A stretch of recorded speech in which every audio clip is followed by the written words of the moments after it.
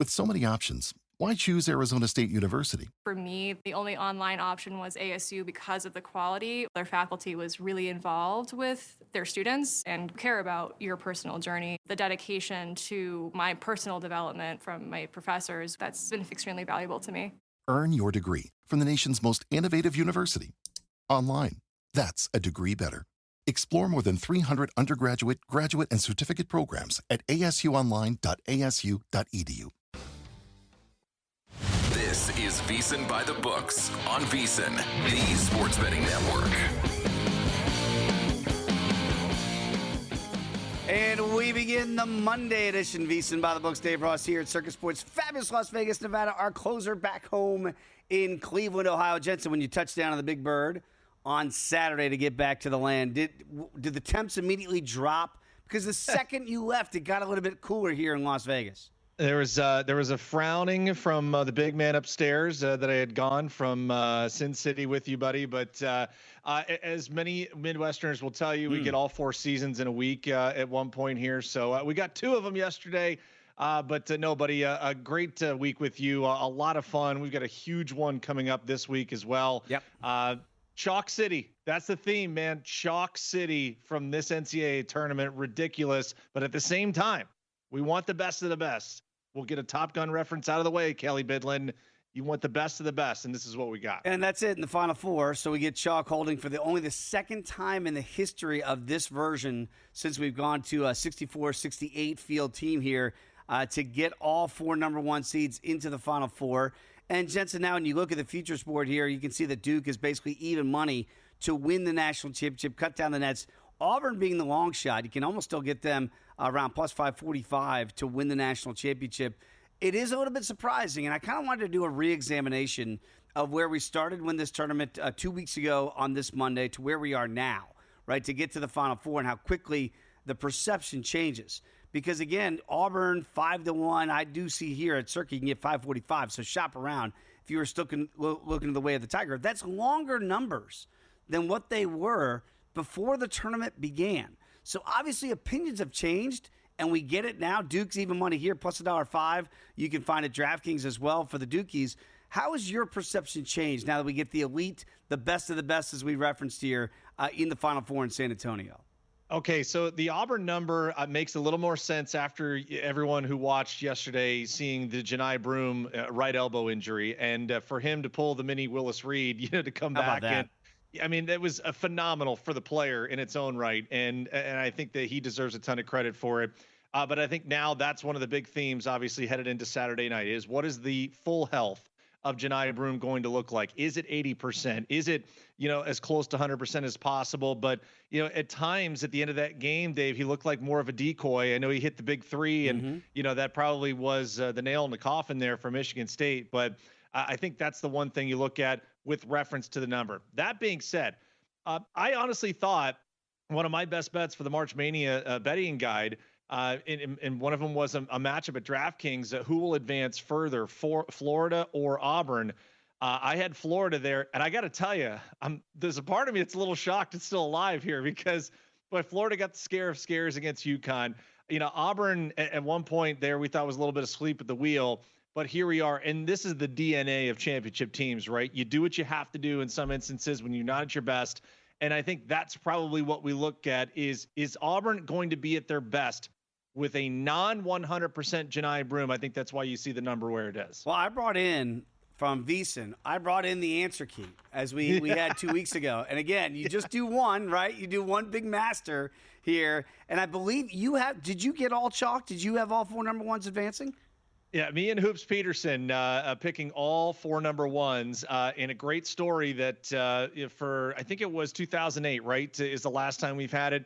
One Craig Breslow and I may have had shares of the Kansas Jayhawks that year in a pool, and obviously got a chance to get that news in the bullpen of our opening series as we just complete the opening weekend of Major League Baseball. That is remarkable to think. And if you remember, Dave, we look back at that iteration of the Final Four, UCLA, North Carolina, Memphis with that group that they had, Derrick and Rose. Kansas.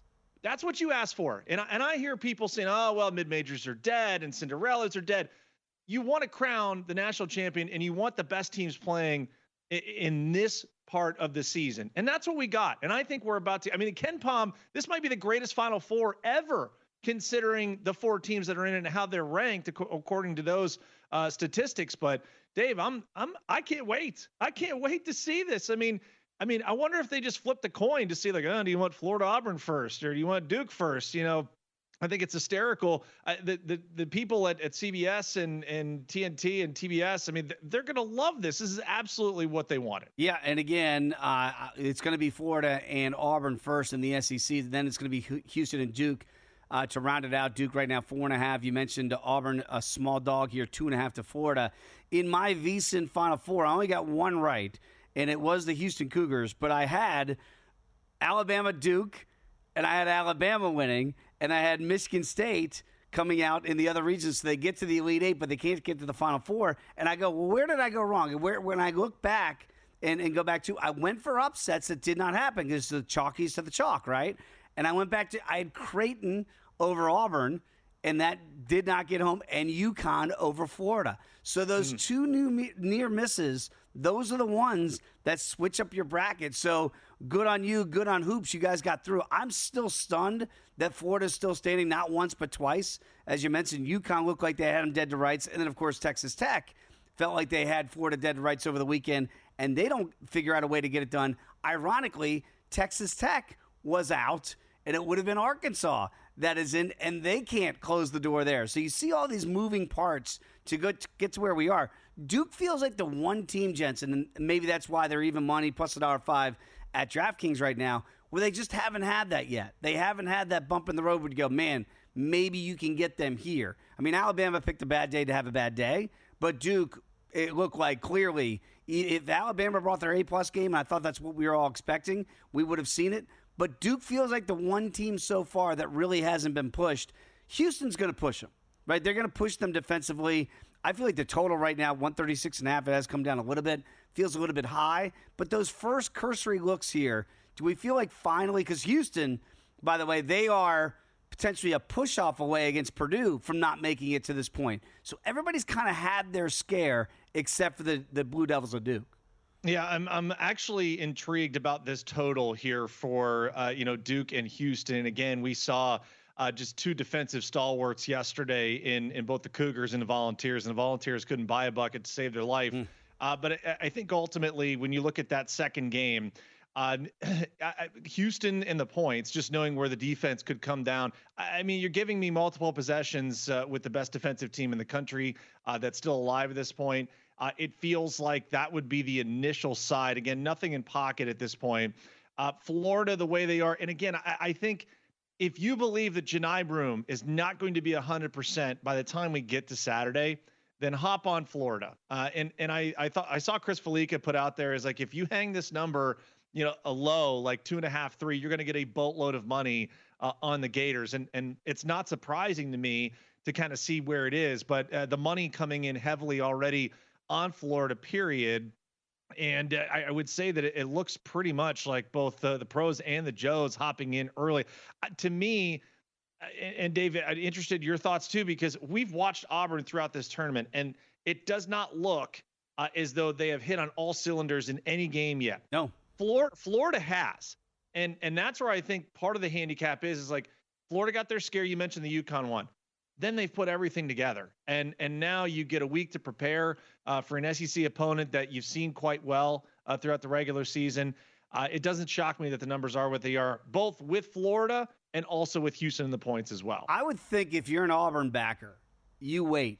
I can't imagine that this number comes down because unless Janai Broome, is kidding about on X about unless they get the Mr. Miyagi Karate Kid treatment here, and we figure out a way to somehow like whatever they do in the tent for Patrick Mahomes, if they can do that for Janai Broome for the next week, then maybe you got a shot at this thing. But I can't imagine this goes the other way and that money starts coming in on Auburn. What's also interesting, you mentioned the regular season matchup. Florida was an 11-point dog going to Auburn, and they slapped it around by 7. They get there by 9, rather. They win relatively easily going to Auburn. So to me, I see it the same way. If you like Florida, probably want to play this now at 2.5. If you like Auburn, you probably have to wait there. And again, on that 4.5, we saw it did touch some 5.5 from Duke against Houston. That came back down as we're seeing down to 4.5 here. I have to figure out that that's probably going to level off right around there, right? They were probably looking at, I can't imagine it gets much lower than 4.5, 4, and I don't know that it tips past 5. That feels like the number's already settled in at 4.5, that could be where it stays all week, right? And if anything, maybe a little bit of Duke money could push that potentially to 5, but probably not further than that. Yeah, and again, if you feel Florida gets through, and even if I were to play my exacta matchup from VSiN.com in the bracket, I did have Houston beating Florida, and so maybe just for fun, and selfishly wanting to be right, I'll throw a little money line parlay in there on Florida and Houston and get a nice little payout. But yeah, again, both the handicaps early. It feels like some sharp action there on Houston, and that won't surprise me, right? This will be by far the best defense that John Shire and company will have to go up, and it will be the most physical. I mean, you want to talk about a heavyweight fight and bodies going around, wait till that second game tips off, because I think you'll see Kelvin Sampson's crew. They know. I mean, this is their best shot, probably under Kelvin Sampson, to be able to raise the trophy and cut down the nets. Yeah, you know what I have to say? You hope that they let him play in that game, especially if you're a Houston backer. Let him play. And I will say this about the Alabama game. That was kind of my concern coming in. Officiating wasn't the issue, right? They did let him play, and still Duke rolled Alabama in that one. So, again, I know some people are going, oh, Duke's going to get all the calls. Well, they let him play against Alabama. They didn't need the calls against them. So I wonder if they let them play again in a very physical matchup that should be, to see how that plays out again. 136 is the total, 136.5 rather, in the side right now, Duke 4.5. Great show lined up. When we come back, we're going to talk a lot of Major League Baseball. Cody Decker is going to join us in hour number 1, 2 to get his thoughts on Major League Baseball. We've got Adam Rosenberg is going to join us as well on this show. And we're also going to have News and Noise. We're going to have Daily Diamond and our Major League Baseball headlines. Those are coming up. And then Jick Jack Johnson, Carl Johnson from the book, and Beau Rivage later on in hour number 3. Come on back. Just getting it started here. VSiN By The Books.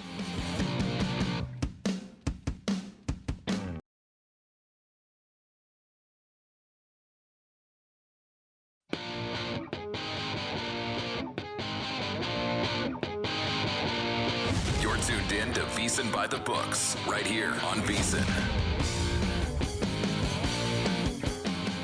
We are back. VSiN By The Books. Dave Ross, Jensen Lewis here on the Monday edition of, and what a wild opening weekend of Major League Baseball. Going to get to our Daily Diamond. Cannot wait to get your thoughts as the course of this show goes here, Jensen. But I feel like the talk around Major League Baseball after weekend number 1, if you will, the opening weekend series, was all around the Yankees. And damn the torpedoes and the torpedo bats and what is going on with the Bronx Bombers. 36 runs and a sweep over the Brew Crew. 15 home runs in all. And then Jensen, here we go. Our first real scandal. It feels like, so whether or not it's real or not, we'll find out. But at least our first talked about, debated, what is going on with the torpedo bats. You tell me, from a pitcher's perspective, are the Yankees doctoring these bats? Should it be illegal? Is it the spirit of the law? What is the law? What's your takeaway from Damn the Torpedoes? So first of all, if you are a VSiN Pro subscriber and you got Bill Ady's email this morning, he did have a conversation with one of our resident veterans in Major League Baseball, Adam Burke. And Berkey brought up the best point. It's taken this long for people to realize how you can kind of manipulate the shape and form of the bat to stay within the rule. First of all, just so people know, they are legal. The bats are legal within the spirit of the rule, within the exact parameters of it. It's legal. Okay. So I wanted to go back and watch a bit of the film. Look at about, I would say about 9 or 10 of the home runs of the 15. We always used to evaluate this way, and I hope people still do, Dave. First of all, you evaluate the location. Okay, did you put it where you wanted to? If you can answer yes to that, you move on to question 2. Were you convicted in the pitch? Were you 100% confident and this is what you were throwing? Okay, if that's a yes, then you move to number 3 and you tip your cap because these guys are paid millions of dollars to do this. The caveat, and this is why I will not pass judgment until we get probably towards the end of April. Yankee Stadium is one of the worst places to pitch as far as down the lines. in the gaps, especially day games when it's favorable conditions, and it pretty much was for the majority of the series. So again, I see where certain guys are like, okay, this is ridiculous. But I also see from the hitting side, it's not just the Yankees. There were guys like Ryan Jeffers from the Twins, catcher there, who used a torpedo bat. Junior Caminero for the Tampa Bay Rays used a torpedo bat. So it's not, I know the Yankees are going to be the ones that are in the spotlight here, Dave, because of all the home runs. Mm-hmm. But I still think we cannot pass judgment just yet. Is it a difference maker for guys like Anthony Volpe? Jazz Chisholm all of a sudden off to a huge start? Of course. Aaron Judge, I thought his comments were the best because I don't need to use one. Have you seen the back of my baseball card? I think I'm doing okay. But I think it'll be something that we monitor here. I don't want to pass judgment just yet. I've told you April is overreaction month. Let's wait here until we have enough data, enough evidence the first 3 to 4 weeks into the season, and the Yankees have had to play road series until we really understand how much of an impact it is. It is fascinating because we all talk about the juice ball. It's always been the ball that we've talked about, right? With the stitching and whether or not and the altitude, and we're putting these things in humidors. Like, it's always been centered around the ball. And for the first time that I can remember, Jensen, it's around the bat. Like, this is insane that now we've completely switched the conversation of why home runs are being hit. By the way, it always seems like we want home runs.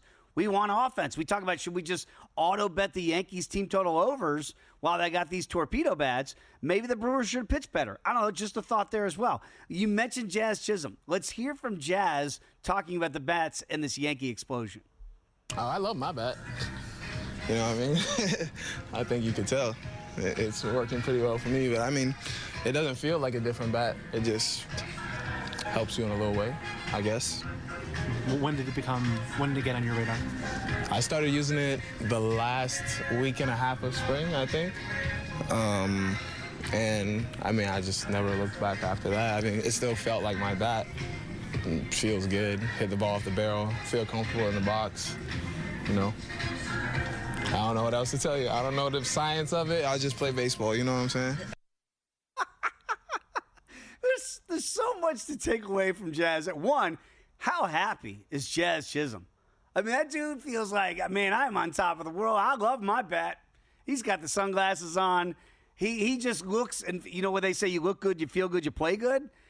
All of that right now looks like Jazz Chisholm. So I think that smile says it all. Like, is this really a controversy, Jensen? Or is it really something that right now, man, like, we can't get these guys out, 15 home runs, we're scoring, we sweep the Brewers. Everybody else is going to get mad at the Yankees, maybe because it's the Yankees. If this happens anywhere else, if this is the Rockies, is this the same controversy?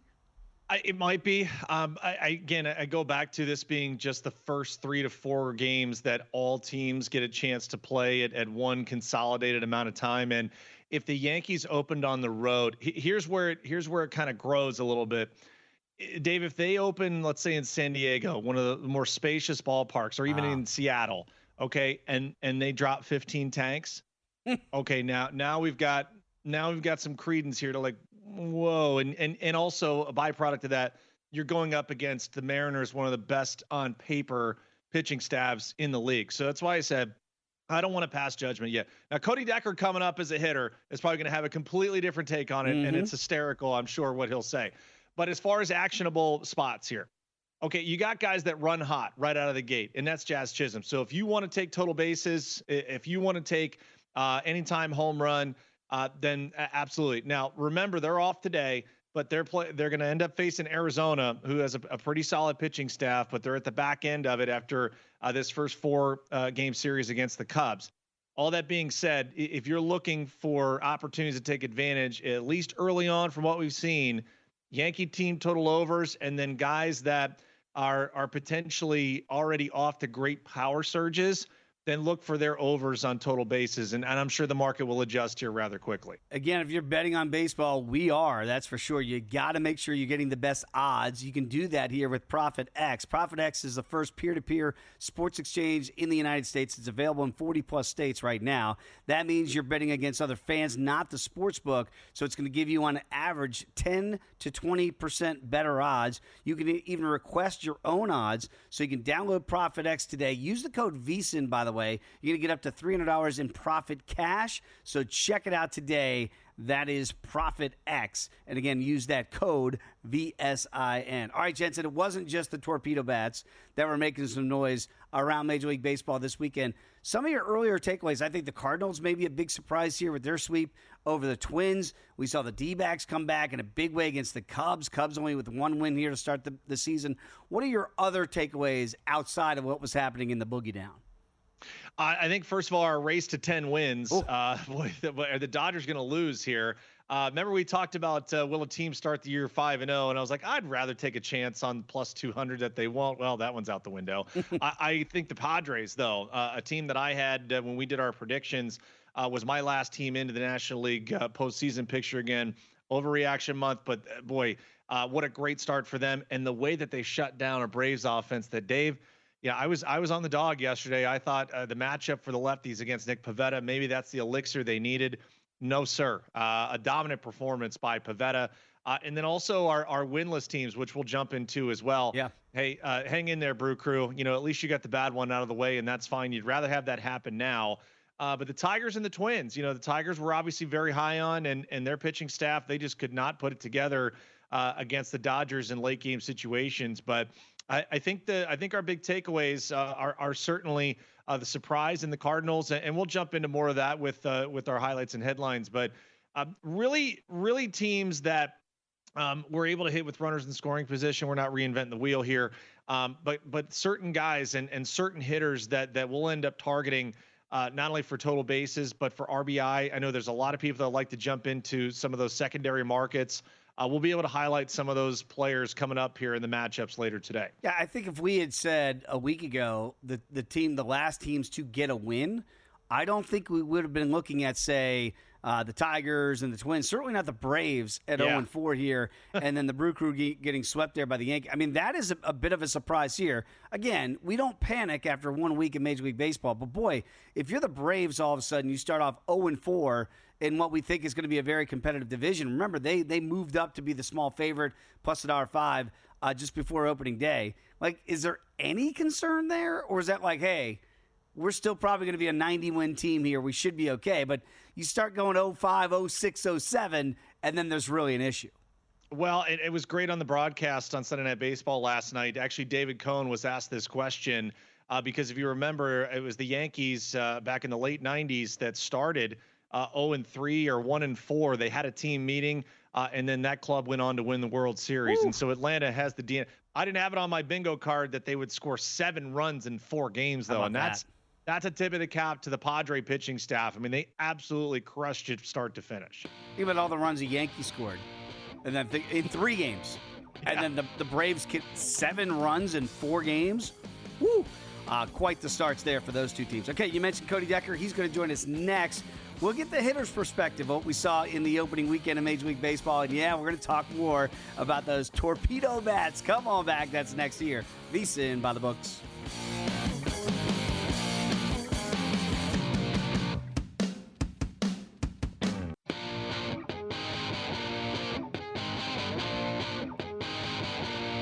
You're tuned in to VSiN By The Books, right here on VSiN.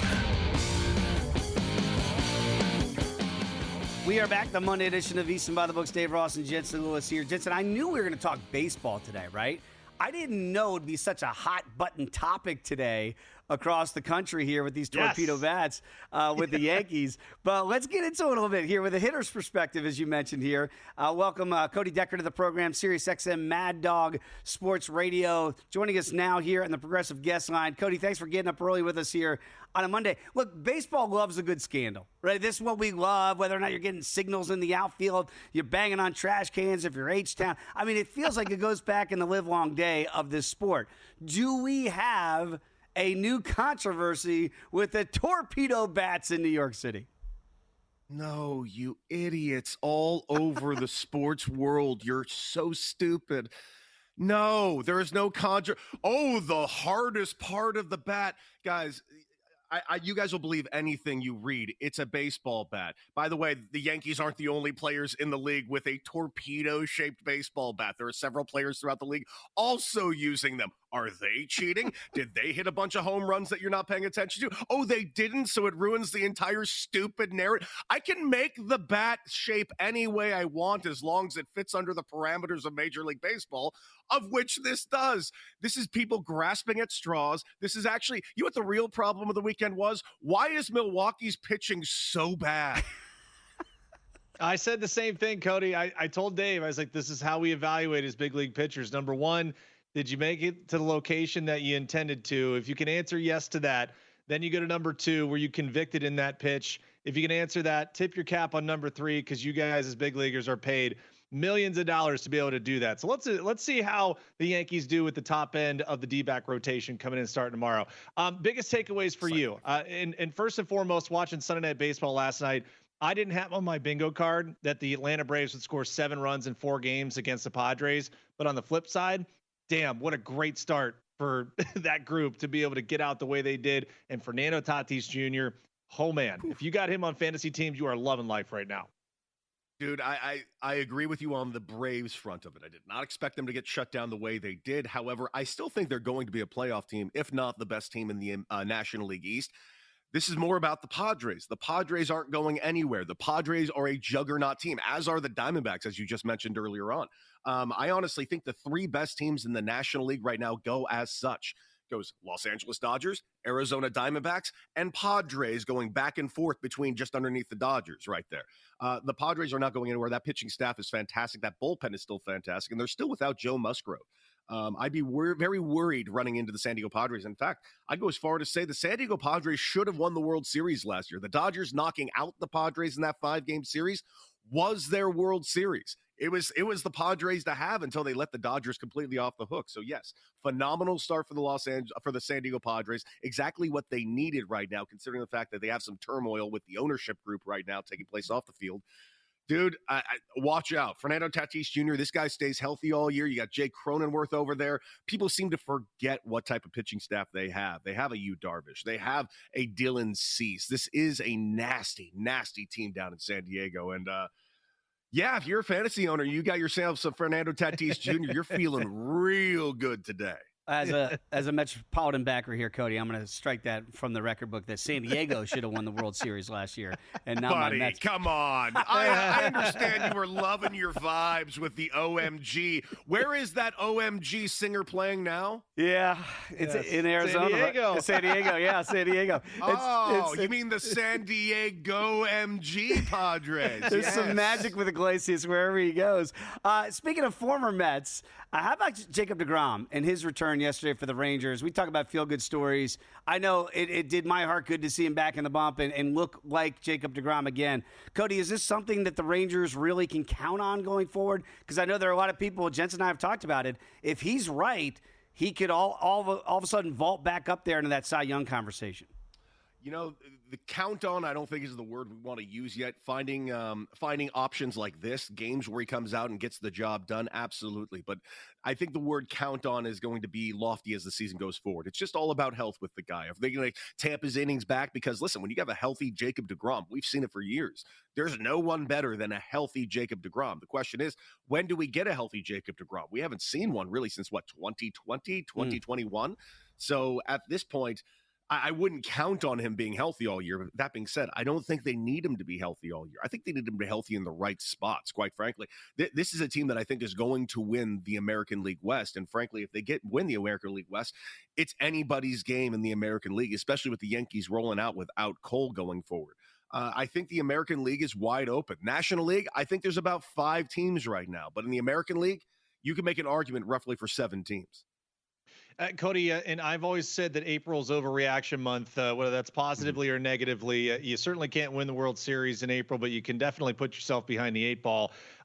More surprised by the Cardinals starting 3-0 against a Minnesota Twins team that, is pretty solid from a pitching staff standpoint. I was shocked to see Bailey Ober. Yet again, last year he had a horrible outing to start the year and then got it rolling, was one of the better starting pitchers in baseball. More surprised by that series, the way that the Cardinals swept it, or the way that the Twins got swept? More surprised the way the Twins got swept. The Cardinals are a team that usually always, I don't know how they do it. Obviously, last year notwithstanding, but I always thought that they were like slaughtering goats or something underneath there, some sort of weird devil magic. They always figure out a way to win, but lately, these last couple of years, it's been fun for me because I can't stand the Cardinals. I don't know what to say about the Twins other than death, taxes, and the Twins will always let you down. I don't know what is wrong with this organization. They actually are the only team in the Midwest that actually goes out and occasionally pays for a star, and they still don't get it done. It's like the Twins and the Mariners are just allergic to winning, and I simply can't comprehend why. I do everything I can to not bet on the Twins to go deep into the playoffs. In fact, I don't even think they're going to be in the playoffs out of their division this year. I think this is the Kansas City Royals division this season. Cody, it's interesting because we try not to overreact from just a small sample size that we have here in the first weekend of Major League Baseball, but the books have reacted already with this great start by the Yankees. Remember, they had drifted almost close to 2-1. They're now plus $1.35 to win that division, but it's the Red Sox.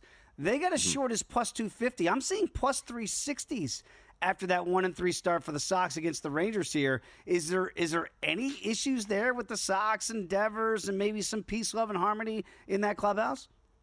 I think Devers is just being a whiny little kid at the moment, and at some point he'll figure it out. I truly don't think it's going to be the death nail because, the audacity of asking the kid to DH. Yeah, the start of the season was rough for the guy. I think he'll be fine as time goes forward. Not to mention, I really love that pitching in Boston. At the end of the day, pitching is what's going to win you playoff games, and this Boston Red Sox team probably has the best pitching staff in the American League right now, outside of maybe the Mariners.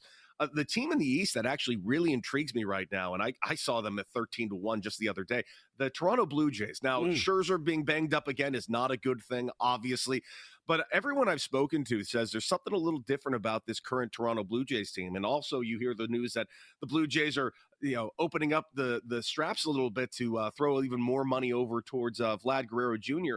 I'd watch out for this team. If Scherzer can get healthy, I really like that pickup in the outfield of Santander. The team that actually worries me of taking a step back more than any other team in the American League East is actually the Baltimore Orioles. You subtracted Corbin Burns and Santander, and you don't really add anybody. I know they have young talent, but I am not a believer in this team the way they are a believer in themselves. Yeah, anxious to see what Baltimore does. They'll open their home slate against the Red Sox. Second most runs scored in the American League so far with 24, and Adley Rutschman off to a stupendous start. We got this entire way, Cody, without mentioning the world champion Dodgers, but now we get to save the best for last. We were just mentioning with the torpedo bats that Yankee team total overs are almost an auto bet. The matchup in this series now, knowing how much Atlanta has struggled, do we just continue to hammer where the Dodgers are? They're going to be upwards of minus $2. A lot of these games as favorites. What do you like most about their offensive weaponry headed into this series? Into any series. I don't know how they're going to lose a game. I truly don't. Take the over every single time. Take the alt run line every single time because there's no value on the run line. There's never going to be value on the money line, so you might as well take an alt run line. And if you take the alt run line on the Dodgers every single day, I have a feeling you're going to end up with more money at the end of the season than you will without money. I don't know what to say other than they're going to probably win over 110 games because I have no idea where they're going to lose 52 games. Reminder, this team won the World Series last year, arguably with their JV pitching staff. They didn't have Shohei Ohtani. They didn't have Clayton Kershaw. They didn't have Tony Gonsolin. They didn't have Dustin May. They didn't have Glass now. That's 5 starters, some of which are Hall of Famers and the rest are all All-Stars. They had none of them and won the World Series. They have them all back now, and some of them aren't even good enough to make this rotation. You're never going to win. Just give them the trophy now. Why are you even playing the season? Well, it's because we have to see who they're going to beat to win the pennant again. Will it be the St. Louis Cardinals or the Miami Marlins at this stage? That's what we do after one weekend. Hey, walk-off Marlins, baby. You left now, but wait for it. Cody, we appreciate you getting up with us on a Monday morning. We'll catch up again soon. I never sleep. It's fine. There he is, everybody. Cody Decker. Check him out on SiriusXM Mad Dog Radio. Much more baseball talk, Jensen, to get to, plus back to the Final Four. That is next here. VSiN By The Books.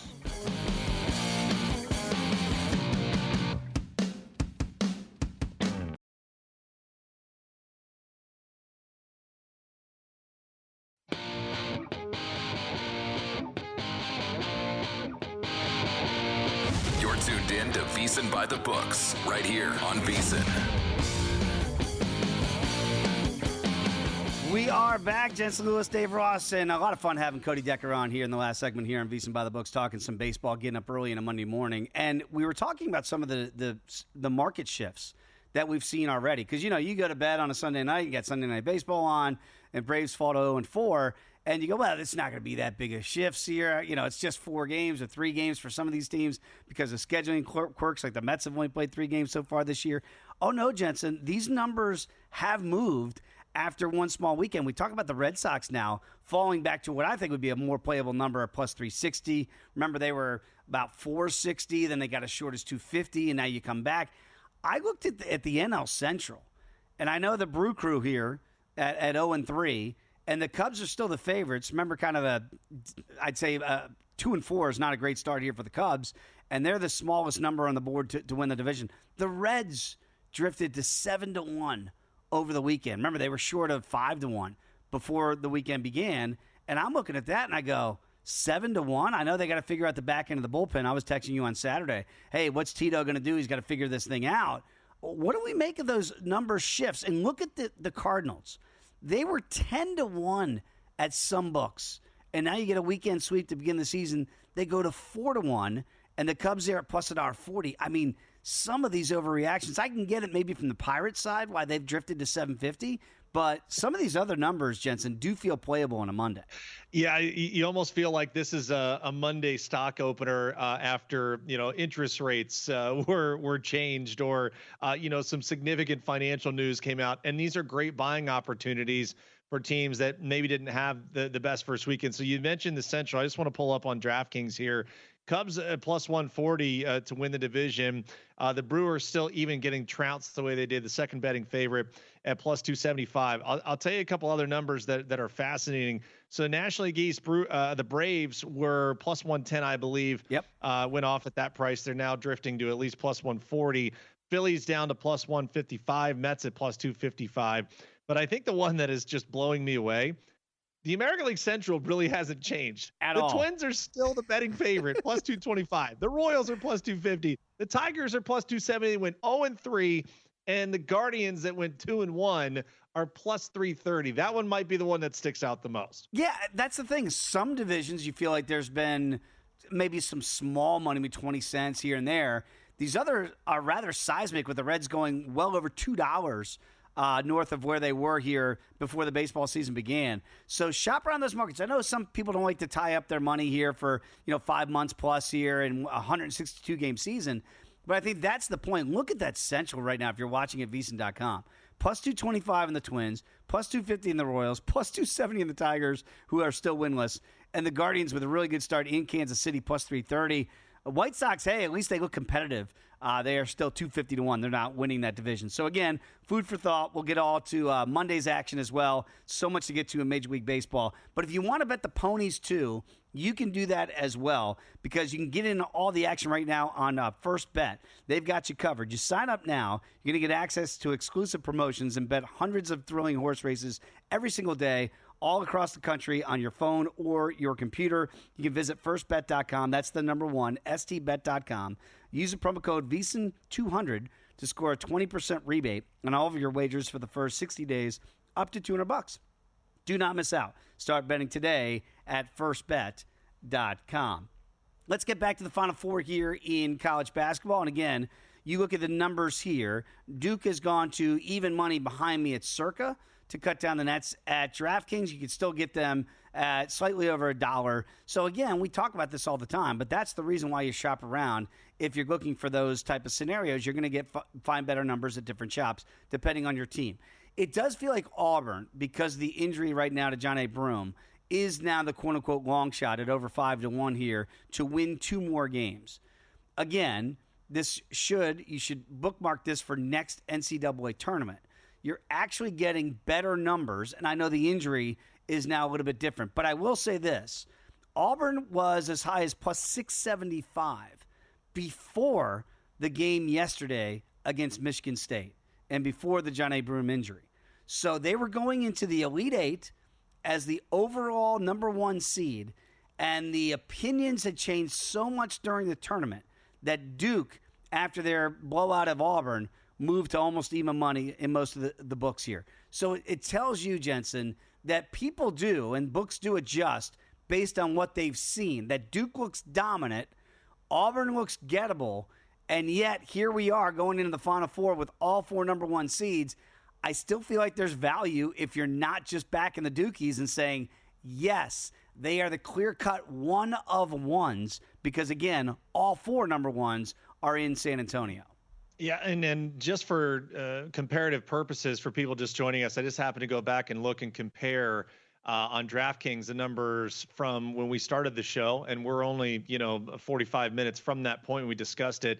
Already some tightening on the Florida and Auburn money line prices. Again, it's not a boatload, but Auburn now in Florida coming down just a little bit now to minus $1.48, and so that I think the narrative will be following all week long is that if we see any significant move on that, we would tie that probably to the status or the health percentage of Janai Broome. Anxious also to see where this Houston one is, because I think you and I kind of look to the dog here a little bit, knowing what Houston's defense is. Yes. For me in particular, already you're seeing a little bit of the handle dip a little bit from Duke and head to Houston. It's not a lot, just percentage points here. But I think that's also perhaps the edge that I follow as we move into Thursday, when the teams get down to San Antonio, or Wednesday and Thursday, and then Friday we'll probably get our first real idea where some of the sharp money comes in, because we know that'll come in a little bit later.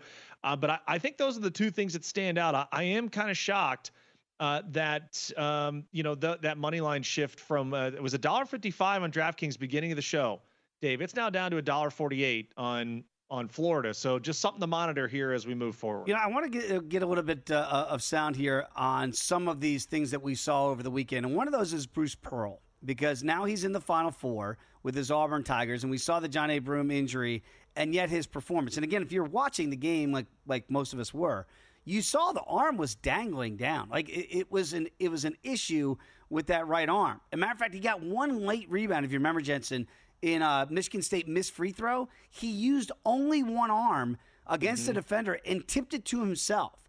So, I mean, he's not doing that. If he's got the other arm that he's got capable here, he's going up with two hands and grabbing that rebound.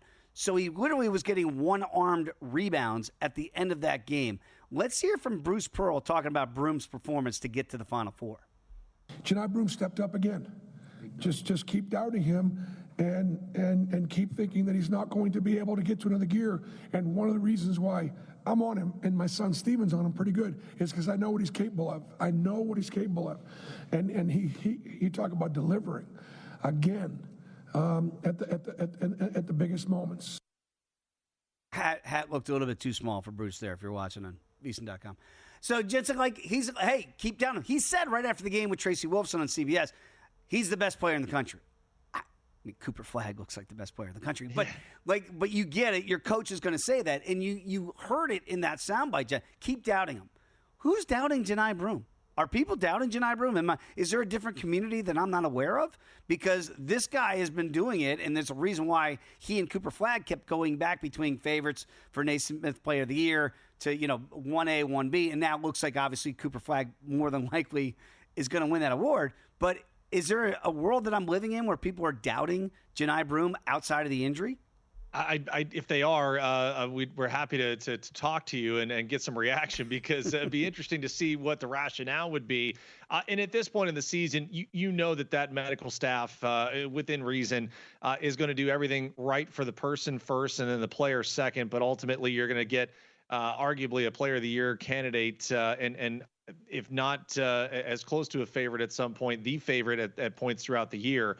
They'll do everything possible to get him on. If nothing else, I am real fascinated to see that media availability, the open practices, because we'll get a little bit more insight just from the eye test of seeing how's he moving, how's he shooting. And I think the familiarity part of this, you mentioned it, we were talking, if it was a potential Ole Miss Florida or even Florida Arkansas there in the Elite Eight, like the SEC is going to rear its head here in how these two teams take what they've learned throughout the tournament run and what they already know from their regular season schedule. Let's see the adjustments from two coaches that have their teams in a great spot to try and be able to get to that national title game. As I said on X yesterday, hey, if Auburn holds on here, which they did, only one team is going to be in the national championship. Overrated, that conference, that SEC.